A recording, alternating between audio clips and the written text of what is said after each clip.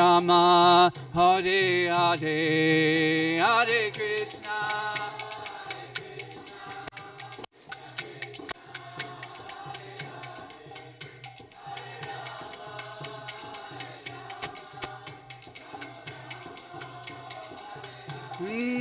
Jayo Radha Kalashanji, Radha Kalashanji, Shri Ranitai, Jaya Gauranitai.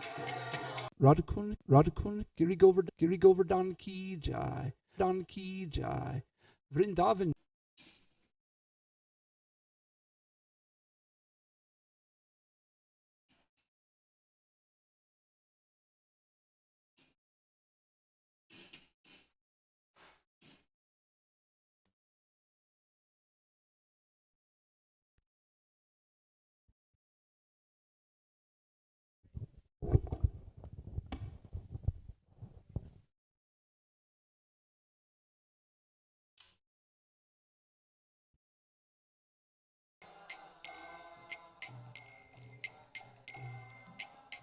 Jaya Gopi Jana Vallabha Girivaradhari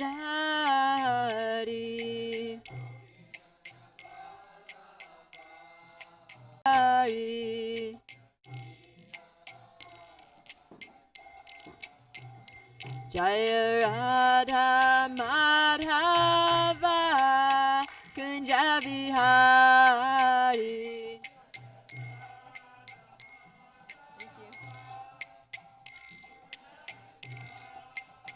Jaya Radha Madhava Kunja Bihari.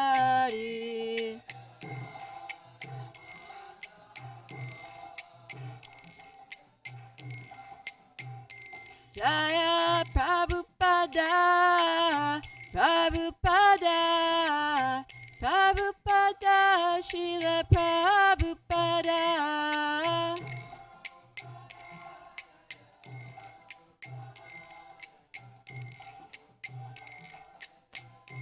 Jaya Jaya Prabhupada, Prabhupada, Prabhupada, Jaya Prabhupada.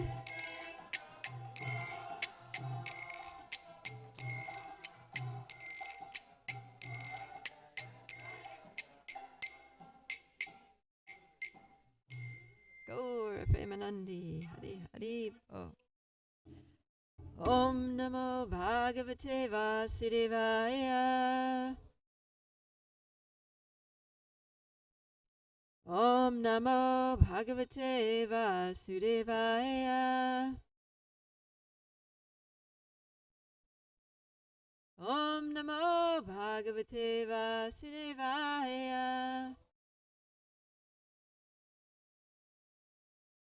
Narayana Namaskritya Naram Chaiva Narottamam Devim Saraswatim Vyasam Tato Jayamudirayat Ashta Prayeshu Abhadreshu Nityam Bhagavata Sevaya Bhagavati Uttamai Shloke Bhaktir Bhavati Naishtiki Om Jnana Timirandasya Yananjana Shalakaya Chakshurum Militanjena Tasmai Shri Gurave Namaha.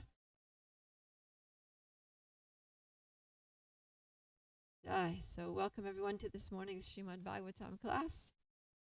We're going to be reading from Canto 5, Chapter 13, text 1 to 19. We'll go through and read all of those translations first.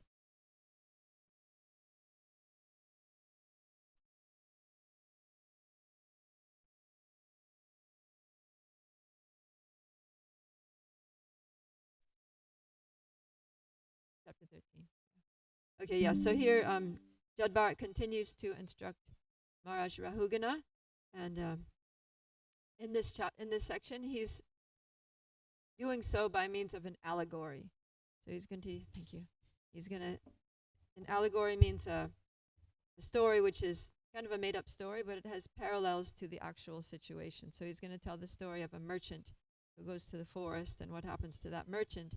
And the allegory is basically describing the situation and experiences of the conditioned soul in this material world. Please go ahead and read. Text 1.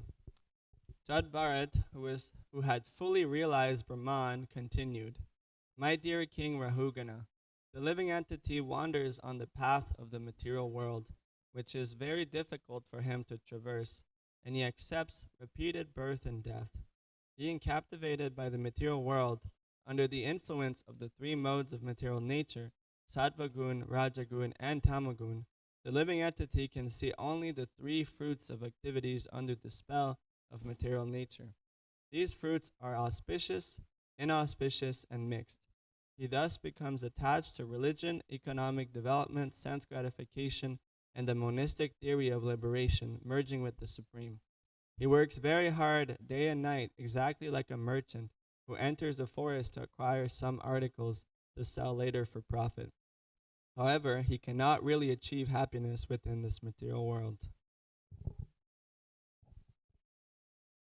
O King Rahugana, in this forest of material existence, there are 6 very powerful plunderers.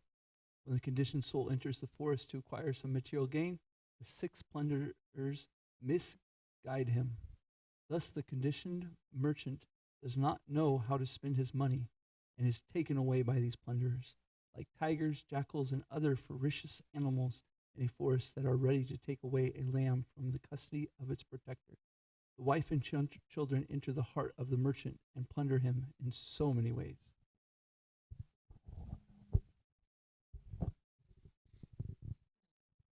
In this forest there are dense bowers composed of thickets of bushes, grass, and creepers.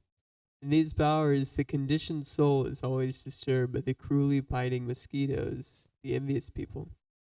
Sometimes he sees an imaginary palace in the forest, and sometimes he is bewildered by seeing a fleeting fiend or ghost, which appears like a meteor in the sky. My dear king, the merchant on the forest path of the material world, his intelligence victimized by home, wealth, relatives, and so forth, runs from one place to another in search of success. Sometimes his eyes are covered by the dust of a whirlwind. That is to say, in his lust he is captivated by the beauty of his wife, especially during her menstrual period. Thus his eyes are blinded, and he cannot see where to go or what he is doing. In text 5, wandering in the forest of the material world, the conditioned soul sometimes hears an invisible cricket making harsh sounds, and his ears become very much aggrieved. Sometimes his heart is pared by the sounds of owls, which are just like the harsh words of his enemies. Sometimes he takes shelter of a tree that has no fruits or flowers. He approaches such a tree due to his strong appetite, and thus he suffers. He would like to acquire water, but he is simply illusioned by a mirage, and he runs after it.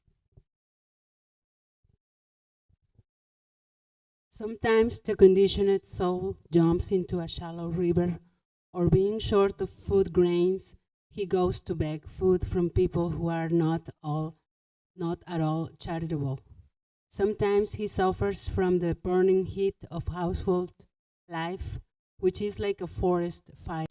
He thinks himself fully satisfied, if this is possible, but such so-called happiness continues only for a moment. Sometimes the merchant in the forest who wants to climb the hills and mountains, but due to insufficient footwear, his feet are pricked by small stone fragments and by thorns on the mountain.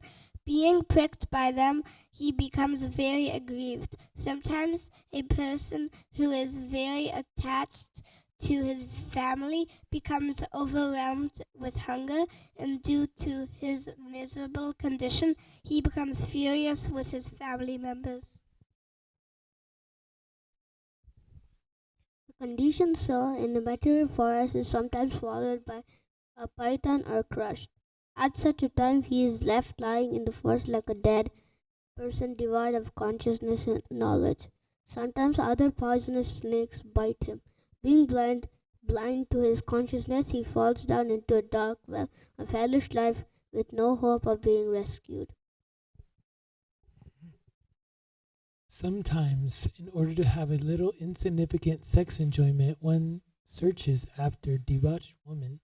In this attempt, one is insulted and chastised by the woman's kinsmen. This is like going to take honey from a beehive and being attacked by bees. Sometimes, after spending lots of money, one may acquire another woman for some extra sense enjoyment. Unfortunately, the object of sense enjoyment, the woman, is taken away or kidnapped by another dubak.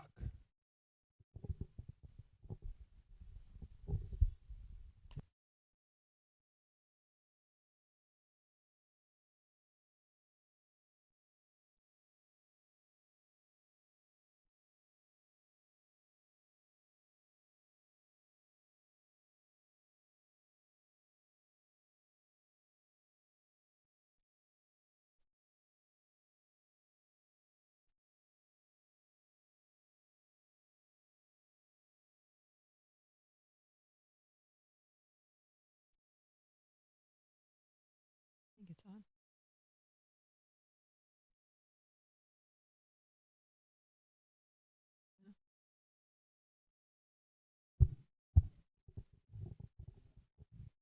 On the forest path of material existence, sometimes a person is without wealth, and due to this does not have a proper home, bed, or sitting place, nor proper family enjoyment. He therefore goes to beg money from others. But when his desires are not fulfilled by begging, he wants to borrow or steal the property of others. Thus, he is insulted in society.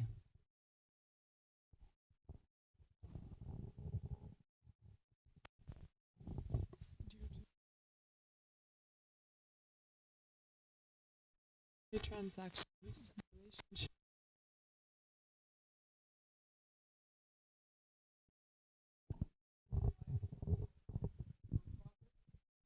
And to maintain their relationship, they work very hard, sometimes due to scarcity of money or due to diseased conditions. They are embarrassed and almost die.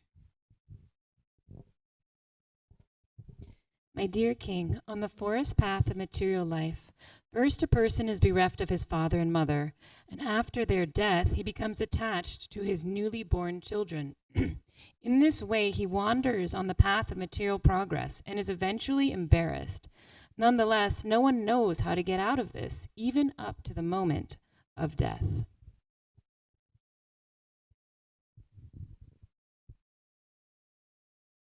There were and are many political and social heroes who have conquered enemies of equal power. Yet, due to their ignorance in believing that the land is theirs, they fight one another and lay down their lives in battle. They are not able to take up the spiritual path accepted by those in the renounced order. Although they are big heroes and political leaders, they cannot take the path of spiritual realization.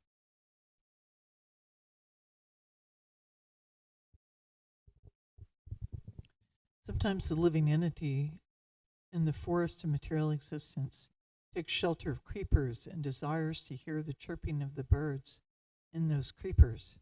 Being afraid of roaring lions in the forest, he makes friends with cranes, herons, and vultures.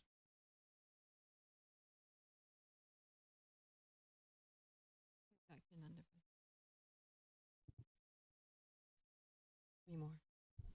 Being cheated by them, the living entity in the forest of the material world tries to give up the association of those so-called yogis, swamis, and incarnations, and come to the association of real devotees. But due to misfortune, he cannot follow the instructions of the spiritual master or advanced devotees. Therefore, he gives up their company and again returns to the association of monkeys who are simply interested in sense gratification on women. He derives satisfaction by associating with sense gratifiers and enjoying sex and intoxication. In this way, he spoils his life simply by indulging in sex and intoxication.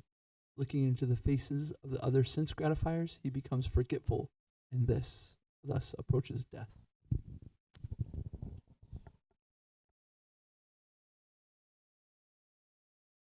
No, I said there are 3 more. There are 2 more now. When the living entity becomes exactly like a monkey jumping from one branch to another, he remains in the tree of household life without any profit but sex. Thus he is kicked by his wife, just like the he-ass. Unable to gain release, he remains helplessly in that position.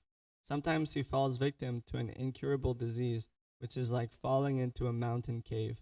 He becomes afraid of death, which is like the elephant in the back of that cave, and he remains stranded, grasping at the twigs and branches of a creeper.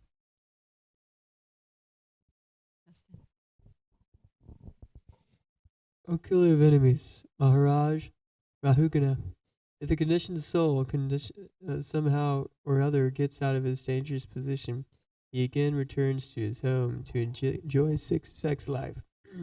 For that is the way of attachment. Thus, under the spell of the Lord's material energy, he continues to loiter in the forest of material existence. He does not discover his real interests, even at the point of death. So it's a sad story we're hearing here.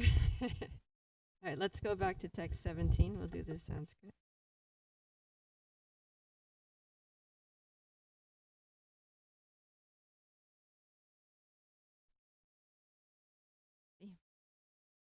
Arvanchitoham sakulam samavishan Arochayan shilamupaiti vanaran Tajjatirasena sunirvitendriya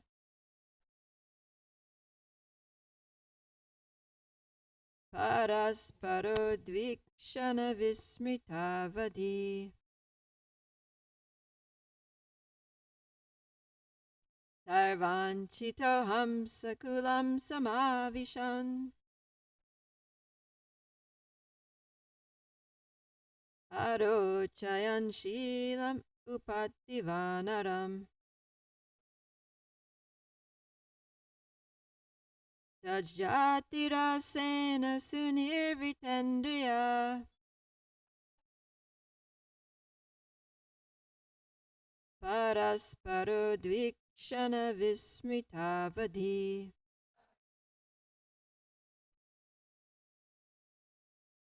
Please chat.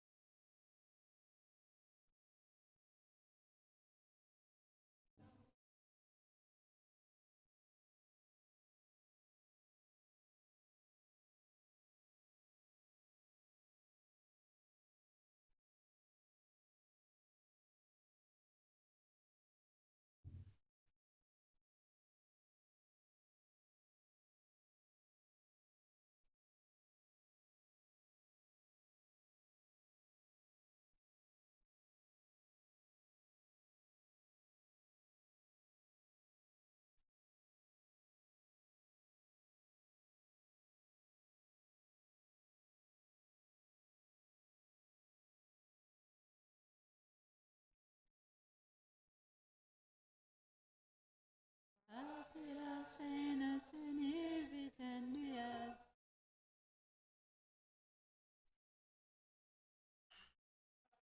Parodvikshana vismitavadi Arvanchitoham sakulam samavishan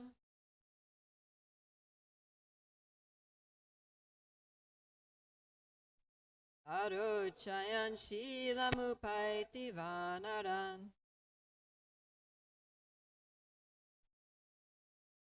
Tajjatirasena sunirvitendriya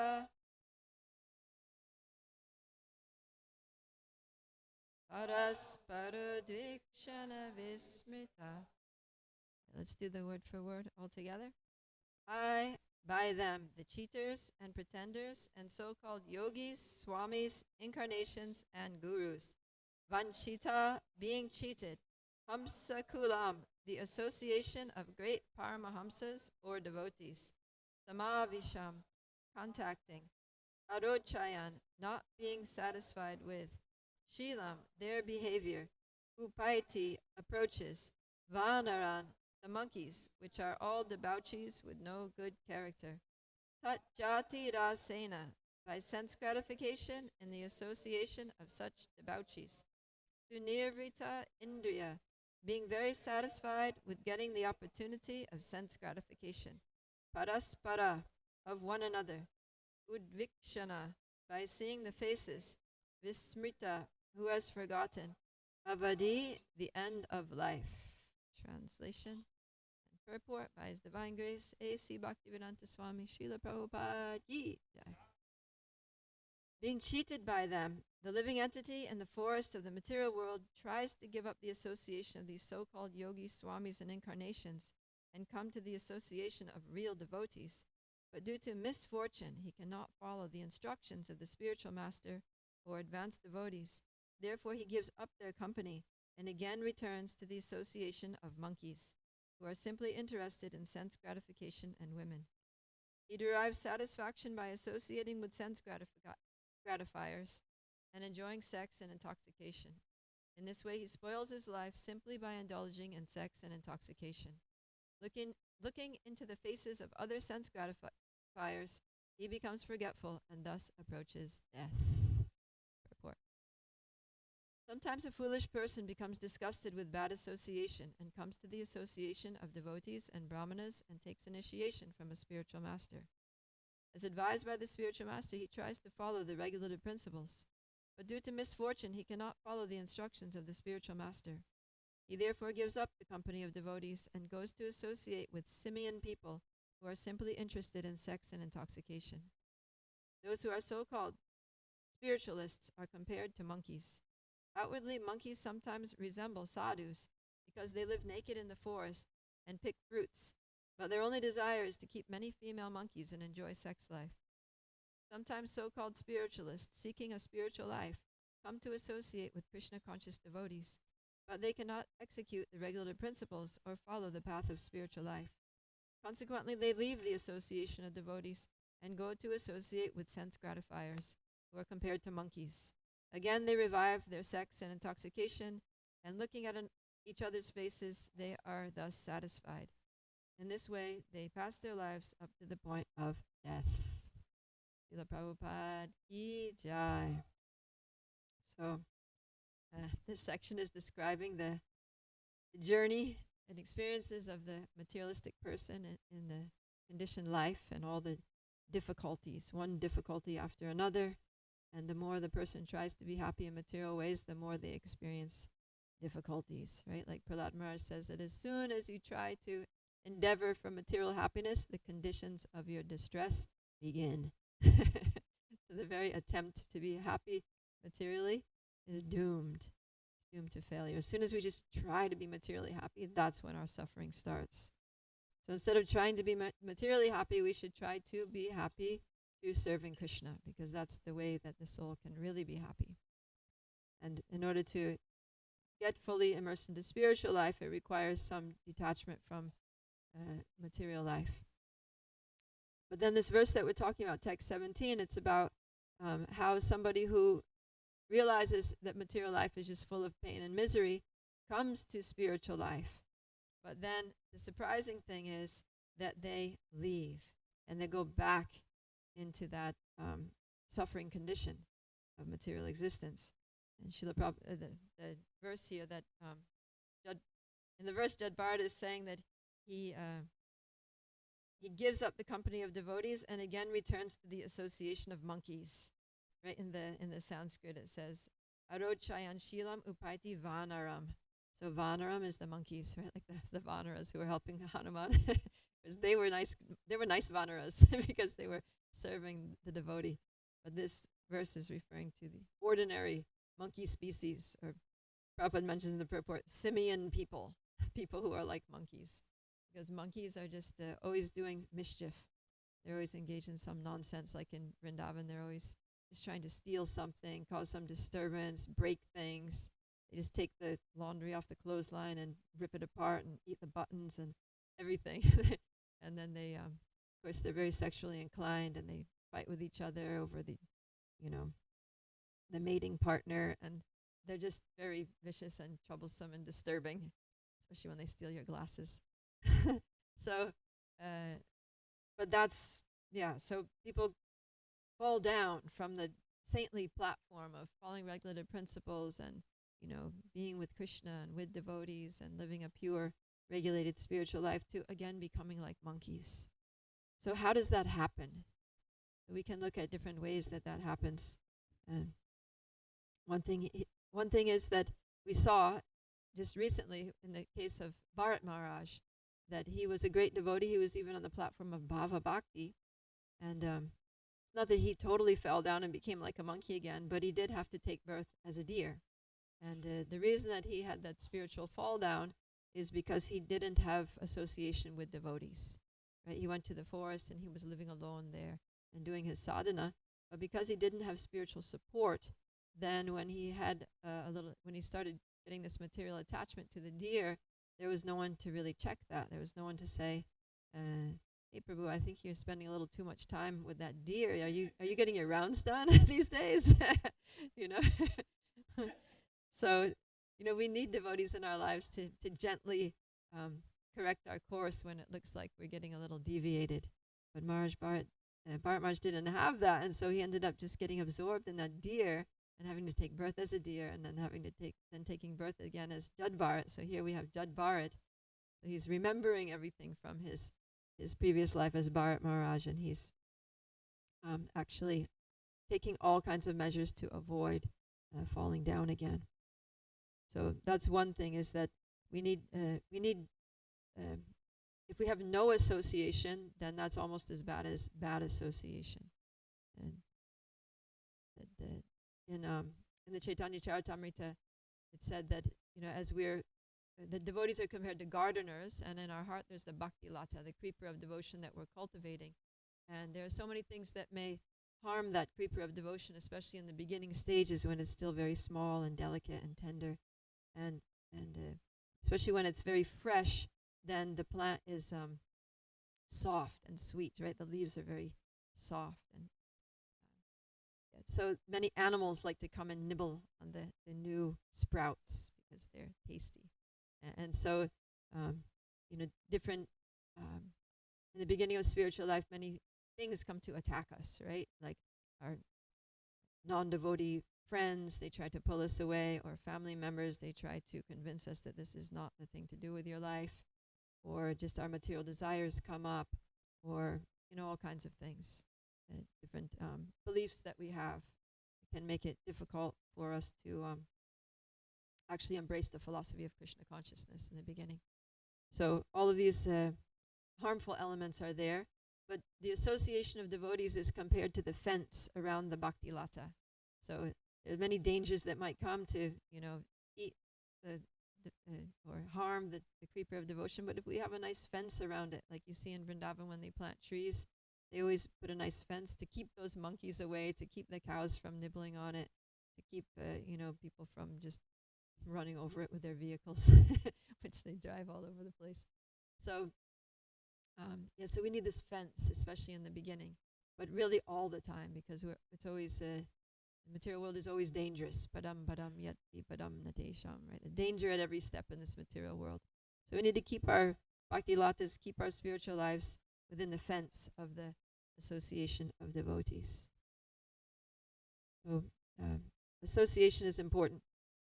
So if we have no association, that's dangerous. And then even worse, of course, is bad association. If we have association with non-devotees who, for example, the classic example is Ajamil. So Ajamil was born in a Brahmin family, and he was doing his sadhana very nicely, assisting his parents in the worship of the household deity. And then one day he was out collecting flowers for the puja, and then he saw this low-class man who was drunk, and he was embracing a prostitute, and they were embracing and kissing and touching each other in all kinds of lustful ways.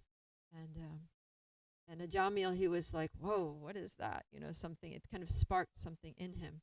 And then he desired to experience that, that kind of relationship. And he specifically developed an attachment to that prostitute, like she's the one who can give me certain sensations that I'm all of a sudden are arising in my heart, and I'm not able to push away.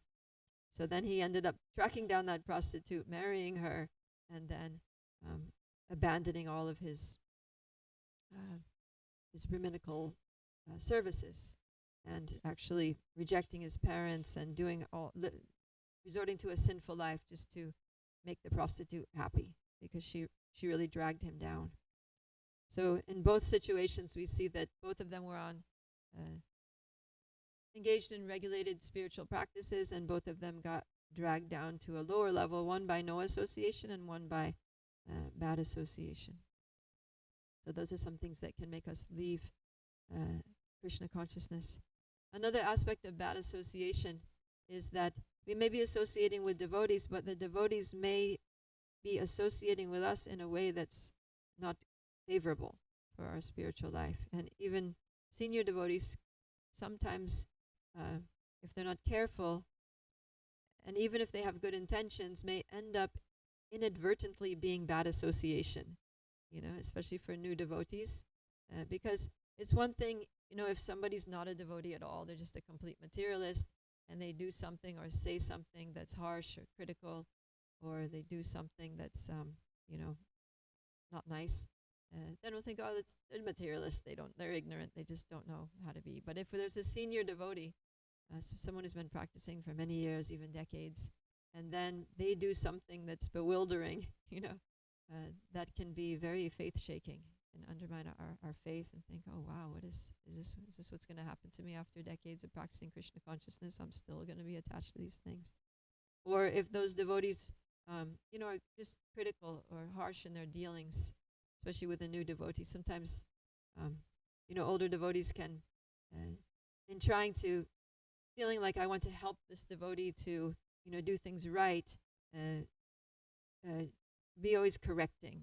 Like recently someone was telling me about how he decided to put on a dhoti for the first time, come to the temple, and 4 different people told him off about how he was wearing his dhoti. Like, you have to make it so the border is visible in the back pleats, or your back pleats are twisted, or your dhoti's not long enough, you're not supposed to see the knees, or something like that.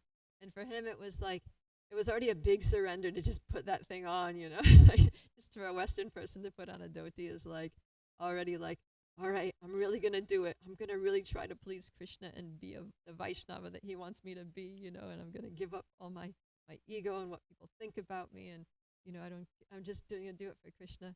And then the devotees that he's trying to please by putting on the dhoti are like, this is wrong, that's wrong, get it, what's wrong with you?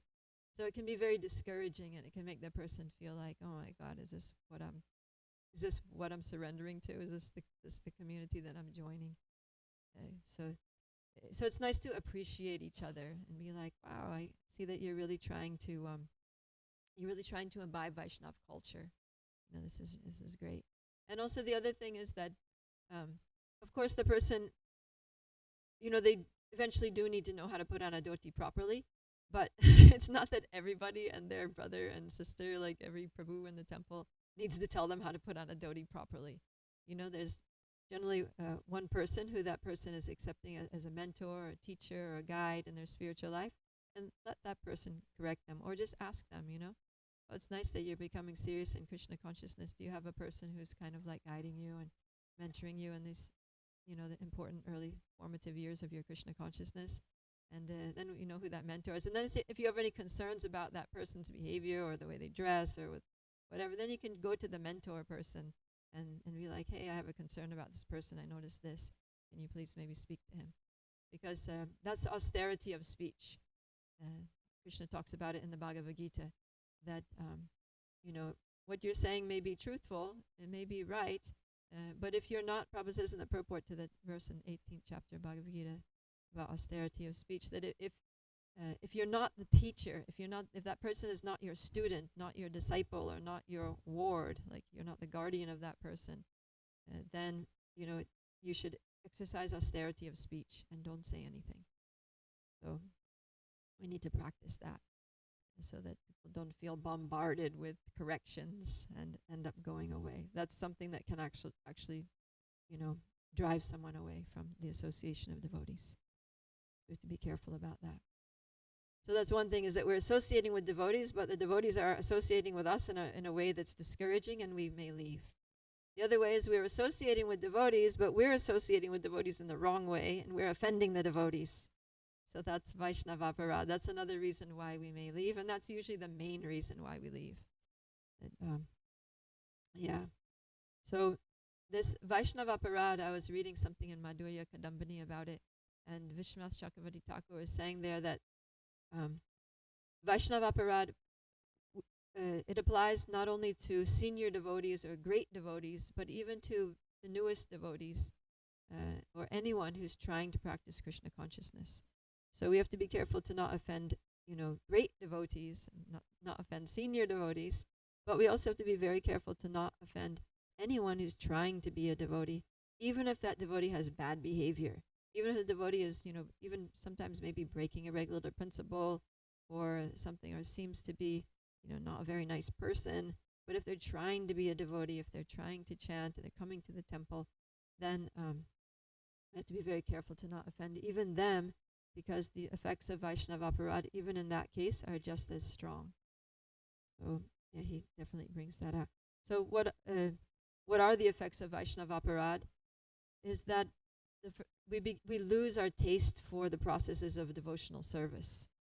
So if we went through a phase where we were feeling really enthusiastic to chant, to do kirtan, and we were getting really absorbed in our rounds, our japa, and getting a sweet taste from it.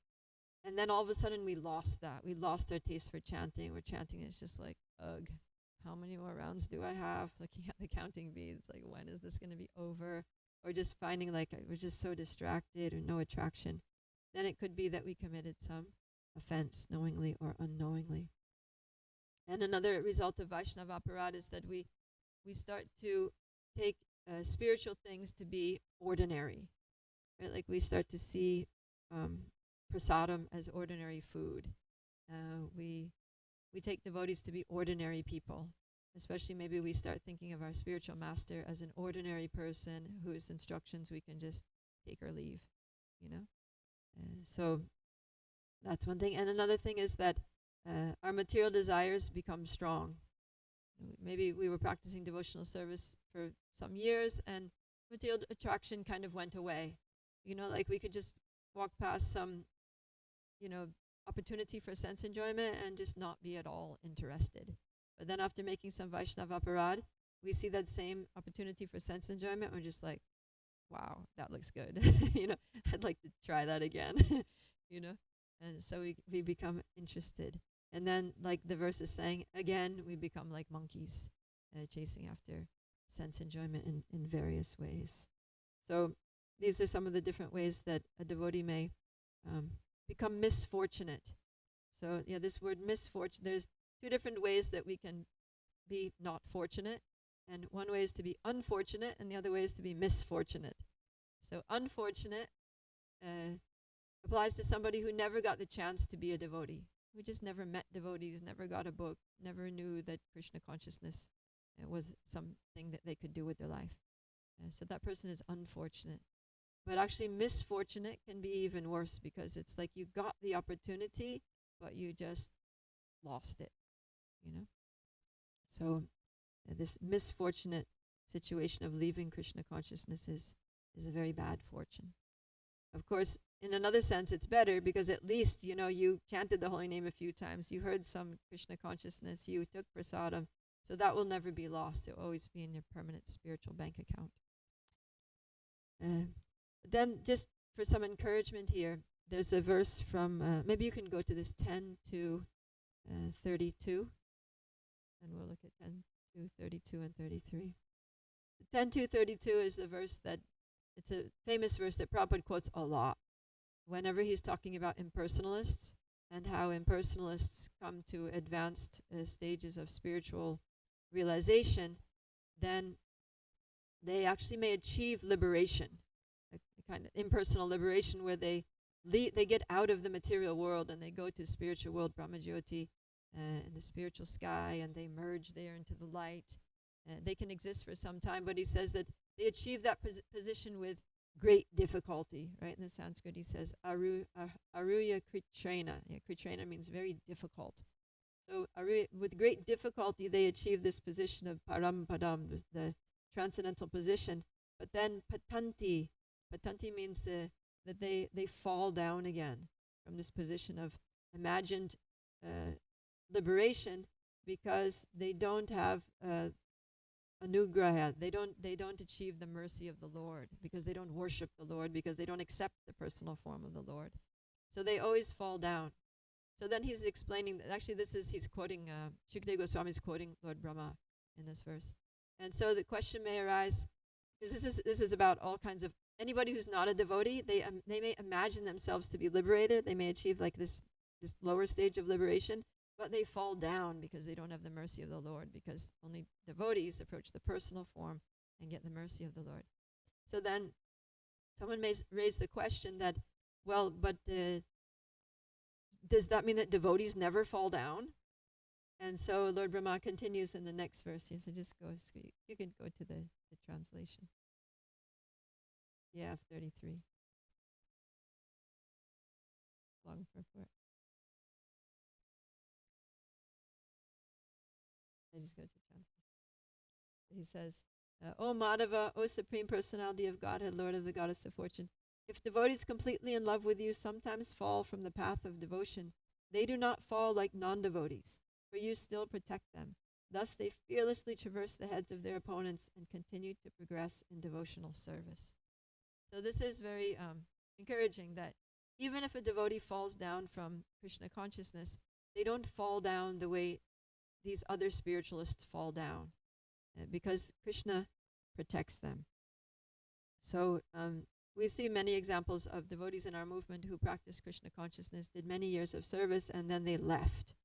And then they may have spent, several years or even decades just in, material life.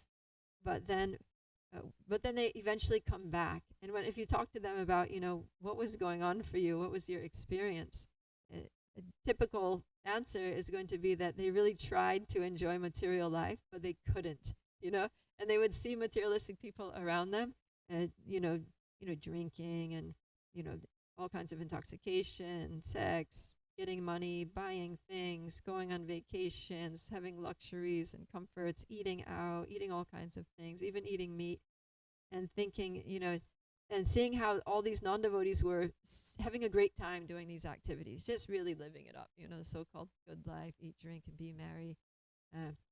But when the fallen devotees would try to do the same things, they just couldn't enjoy it. They just couldn't get it would just end up being miserable. And the more they tried to enjoy themselves, the more miserable they became. But despite their misery, they were determined, to get material enjoyment, because they were, kind of a little bitter towards devotional service for whatever reason. It's like, no, I can do this. I just need to try a little harder. I just need to do the right thing. And but it just never worked. And always in the back of their mind, there was this nagging feeling like, this is not it. This is not the thing. You know very well that this is not going to make you happy. The only thing that's going to make you happy is associating with devotees, kirtan, prasadam, devotional service, having Krishna in your life. So the thing is that Krishna doesn't allow the devotee. He will allow the non-devotee to have some material enjoyment, at least for temporarily. He won't allow the devotee to have material enjoyment. He protects them from that. So that's Krishna's mercy. So they don't fall. They may fall. They may fall away, or they may appear to be fallen because they're not following the principles of Krishna consciousness anymore. But they don't fall so hard. They fall into Krishna's safety net, right? Like they're on the, and it's really like devotional service is like walking on the tightrope. Prabhupada says spiritual life is like the razor's edge. One shaving and then one little, you just get at the wrong angle. if you're using a blade, not like a plastic, protective thing, but you're using. When I was married, I used to shave my husband's head with just a blade, just like a straight up razor blade. And so, yeah, when I first started doing it, I didn't have the knack of how to angle the blade, and I cut him a few times after you get the knack of it. But yeah, so I experienced what it's like. What Prabhupada was saying with the razor's edge, that you just a slight, one little like fraction of a millimeter wrong angle, and oh no, sorry, Prabhu, and blood's dripping. So it's like that. We have to be very careful to really be very vigilant and alert in the way that we perform our devotional service. Do it properly according to the principles and the mood. The attitude is very important, and following the attitude of the previous acharyas and our senior exemplary Vaishnavas. So yeah, I like the last part of this translation is saying that they fearlessly traverse the heads of their opponents and continue to progress in spiritual service.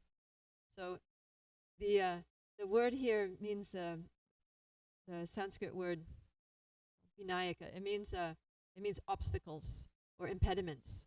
So the fallen devotee is experiencing so many impediments in the path, and that's why they're fallen. That's why they became fallen. But they actually, these impediments actually become, they step on the they step on the heads of these impediments, which means that the impediments or the obstacles actually become stepping stones, right? Like, so we see in the pastime of Dhruva Maharaj, when he's about to board the flower airplane back to Vaikuntha, that death personified approaches him, and death is approaching, and then death actually pays obeisances to Dhruva Maharaj, and Dhruva Maharaj steps on the head of death and uses the head of death personified as a stepping stone to board the airplane. So what we see here is that the actual, for a fallen devotee, they'll encounter so many impediments in their life, so many problems. They'll get suffering in so many ways. But the very impediments in their attempt to enjoy materially become stepping stones that bring them back to the spiritual path. So in one sense, a devotee may appear to be fallen, but in another sense, a devotee never falls down, because Krishna doesn't allow them to. The devotee will leave the association of devotees and stop practicing, but Krishna will arrange their fall down. He'll design their fall down in such a way that it's like fall down the stairs, and then Krishna will everything that happens during their fall down is just like a step to bring them back. It's like you fall down the stairs and then you just get back up on the stairs and start going up again. So like that, it's just temporary. So that's why we shouldn't criticize devotees for falling down. We should always just be compassionate to them. If we happen to meet them, just be encouraging. Oh, it's really nice to see you. How are you doing? Invite them to the next program or whatever. Just be kind. Don't condemn devotees for doing something wrong, because Krishna will rectify them. And if we're, there was a situation where during Prabhupada's presence, a devotee fell down, and the devotees were speaking very badly of him and even badly to him, making him feel really terrible for what he had done. And when Prabhupada heard about that, he was very upset, and he called those devotees and he chastised them. He said that, why are you, blaspheming this devotee and telling everybody of the bad things that he's done? Now you've made it impossible for him to come back. You made it very difficult for him to come back. When this happens, you shouldn't. You should just be kind. Try to extend yourselves to whatever extent that you can with love. Try to invite the person back, and just don't say bad things. Don't criticize that devotee. Just remember the good service that devotee did, and pray for them. And Prabhupada would sometimes cry. He would shed tears when a devotee left, because he knew how much suffering they were going to have to go through, and it would pain his heart. But he said, don't be surprised who leaves, but be surprised who stays.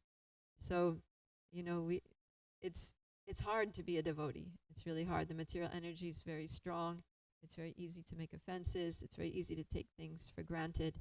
And so, yeah, it's actually a common thing that people will come and practice Krishna consciousness for some time and then go away for some time. But if that happens to us, God forbid, if for some reason we end up leaving the association of devotees or offending a devotee, then, or feeling like leaving, sometimes we might feel like leaving. But then if we're intelligent, we'll be like, actually, no, it's not a nice situation out there. Even if I'm struggling here, even if I'm failing here, even if devotees are not treating me very nicely, even if I have this offensive nature that I can't give up, just somehow or other stick around. And if we do realize that we're offending devotees, then there's what we need to do is, Kalakantru says the 3 R's. 3 R's for dealing with our own, offensive nature. If we think we've offended someone, then the first R is recognition. Recognize that, whoa, I really messed up. I treated this devotee in a way that wasn't right, or that, I realized I had some bad intention. Maybe there was a little bit of envy there. So recognize where we made a mistake, how we mistreated the devotee. And then the second thing is remorse. The second R is remorse, that we should feel bad about that. We should be like, oh my God, I am so, I'm just not nice at all. I feel really terrible about what I did and how what I said might have affected that devotee's growth, their enthusiasm, their faith in Krishna. And so feeling really bad about what we did, sometimes it's good to feel bad, right? Actually, that's one of the characteristics of a mode of goodness, is that we feel bad about doing something wrong. So, and then the third thing is, third R is rectification. So we recognize that we offended somebody, we feel bad about it, like deep down inside we really feel terrible that we did that. And then the third thing is, we don't just feel bad and go ahead, but we actually take practical steps to rectify the mistake. So we'll go to the devotee, tell them, Prabhu, I realized that, when I said this, it probably hurt you, or it may have made you feel uncomfortable, or it may have discouraged you, and I'm really sorry. And just really mean it, get into it, and show the person that you understand that you did the wrong thing and you're totally taking ownership for your mistake. You're taking responsibility for it, and apologize very sincerely. Ask them for their forgiveness, and then try to do something to make it up. Try to do some service to please them, or give them some gift, or give them some special mahaprasadam, or something like that. Or tell them how much you appreciate them and their service. Tell others how much you appreciate them, like that. So these are some things that we can do to protect our bhakti latas, to keep us in Krishna consciousness, to prevent ourselves from this misfortune of, again, returning to the association of monkeys and becoming a monkey, or at least trying to become a monkey, although Krishna will never let us be a monkey in the same way again. So we can always count on Krishna, but let's not take Krishna's protection for granted. Let's try to not make Krishna use the safety net. Let's try to stay up on that tightrope and keep walking and get to the destination on the other side of the rope, which is Krishna's lotus feet. So, Jai, I'll stop there. Any comments or questions? Jackson.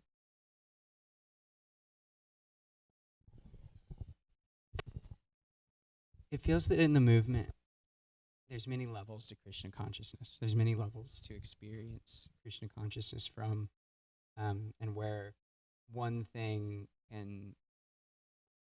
everyone's going to have a completely different perspective or be experiencing it from a whole different level. How would you recommend, from your experience, meeting other devotees and meeting other devotees where they're at, and really being where you are, not trying to be at the level you think you should be at, or being in a space of maybe not judgment, but witnessing someone who's at a different level where they are? How would you recommend to be with that phenomena of the different levels? Mm-hmm. Yeah. So basically, we can only be who we are, right? We can only act on the level where that we actually are at. If we try to be, a Mahabhagava when we're not there yet, we try to be like a pure devotee, and then we'll end up making a fool of ourselves and not making the amount of spiritual advancement that we could actually. It's just like if someone's in first grade and they try to just go into the 10th grade classroom and do the work of the 10th grader, they're going to fail, right? But if they just stay in first grade, and do the first grade work, then they're going to actually learn, because it's tailored for that level of, intellectual development. So they can do it and they can learn and they can go to the next grade. But if they go to 10th grade and they're not going to learn anything, they're not even going to learn what they should have learned in first grade because they're wasting their time in 10th grade. And then when they realize that 10th grade is not working out for them, they have to go back to the beginning of first grade, whereas they should have been in second grade by now. You see? So it's best to just be very conscious of like what level we're on and act according to our level and take those instructions and follow those guidance that's right for us. Yeah. But then you also ask like what to do if we see somebody who's trying to pretend to be more than they are, how to not judge them or something like that. In witnessing so many different experiences of Krishna consciousness, everyone's in a different place, and so like how do you recommend really being with everyone compassionately, and while also holding true to where you are, and not trying to like see him doing this, should I be acting this way? Oh, I really stand where I am, while also serving the devotee and being compassionate with the devotee. Yeah. Nice. I mean, the fact that you're asking the question is like already showing your sincerity and that you have that nature, that compassionate nature. So, yeah, I mean, that's basically what we should be. I mean, you just kind of stated how we should be, is that we should act, on our own level, but at the same time, be compassionate to others and know how to interact with other devotees. Right, so we get a little bit of guidance on that from Rupa Goswami, Nectar of Instruction. He says that somebody who's just, just chanting Hare Krishna, but maybe not following principles, maybe not, exhibiting the best Vaishnava behavior, then we respect them, right? Although they may not be the best association, but we respect them. We should always respect anyone who's chanting Hare Krishna. And then someone who's actually, an initiated devotee who's seriously made a commitment to the process and is following the process, then we should, offer our obeisances to that person. Really, like, appreciate them, appreciate their commitment, their dedication, their devotion to their guru, to the process, to spiritual life. And then to that person who is, on the highest level of devotional service, who's, like I was saying the other day, free from the propensity to criticize others, who's always, 100% just engaged in service and sharing Krishna consciousness, that person we should faithfully serve and learn from, like that. Of course, we can learn from everyone, but we should know that there are different levels of devotees, and we have to. Those are some very general guidelines, but to navigate our devotee relationships, we have to know how to interact with different levels of devotees. And generally, we'll make friendship with those who are on our own level. Knowing our own level, we'll identify others who are on our own level, and those are the devotees that we'll make friendship with, we'll just relax with, we'll share our realizations with, and we'll serve together. And then those who are junior to us, then we'll try to be compassionate, especially compassionate to them, and encourage them in their so that they can make spiritual advancement. And then those who are senior to us, then we serve, we hear from, we inquire from, like that. So there's these 3 levels of relationships, and if we have all 3 levels of relationships in our life, then we have a very balanced sangha. If we only have friends, then we may be having a lot of fun in Krishna consciousness, but we may not be advancing so much, right? If we think, oh, well, then forget about the friends. I want to advance. I want to associate with senior devotees. Then we can always just feel like we're kind of walking on eggshells, and we just feel like a black spot on a white sheet or something. So we need people that we can just, kind of just really just, chill with and be like, And then, but if we only have peers and seniors, then we'll be receiving a lot, but we won't get the benefit of giving.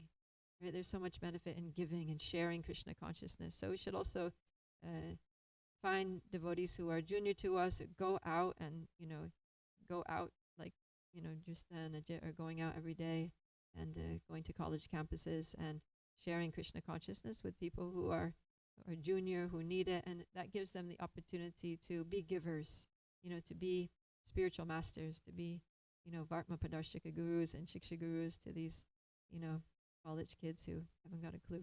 So it's nice, to be able to have all these relationships. Really answers for me. Thank you. Thank you. Dick?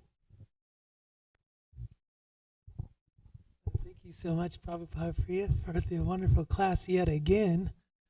And I wanted to you talked about walking on eggshells, and that's exactly what I was, just when I first came into the movement, I was committing like offense after offense, and it was like kind of a lot. And then now that I'm kind of merging in the community a little bit more, there's still a sense that like I never know when I'm gonna step on the landmine. I never know when I'm just being myself, and then all of a sudden, like, there goes. I committed an offense, And so then I'm feeling like, of course, I have my friends, like my peers, that I can relax around. But this idea of walking on eggshells, or this fear of being in a landmine and not knowing when it's gonna blow up, like some of that is healthy, I think. But I just wanted to ask for your advice, or how to navigate that. Does it stay like that? Like even after, is that a good thing to hold on to? Like I don't want to,